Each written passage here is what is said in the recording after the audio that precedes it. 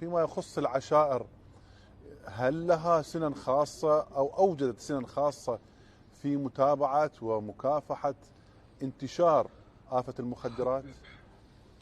أولا رمضان كريم عليكم، حيا الله الضيوف الكرام وكل من المشاهد هذه القناة الكريمة. المشكلة جنابك يعرف المجتمع، احنا نتكلم عن المجتمع. نعم.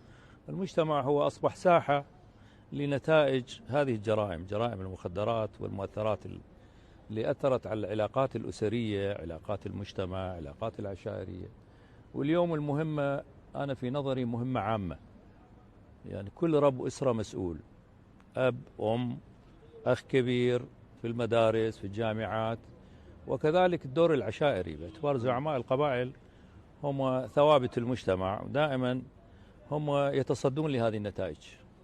لذلك من راجع سنن القبائل والعشائر هذه محرمة ومنبوذة، ويخبرون عن من يتاجر في مناطقه، وهم آلياتهم آليات، تعرف آليات رادعة لم تكن تنفيذية بقوة الدولة بقدر ما إجراءات اللي يعني عملية النبذ، عملية الفسخ، عملية عدم التبني، وإلا كثير من المؤتمرات اللي عقدت في المجتمع العراقي بشكل عام ما يتعلق بالمشايخ، هذه وثائق بها بالدم، وثائق حرمت وعدم التبني المتاجرين بالمخدرات. لكن هي العلة وين؟ العلة بأنه الروافد اللي تأتيك تصب المجتمع تتحول إلى جرائم، ويكون نحن متصدين، مرة نستر حال ومرة نصلح، واللي يمكن يطلع على أروقة المحاكم يشوف المشاكل من الجرائم،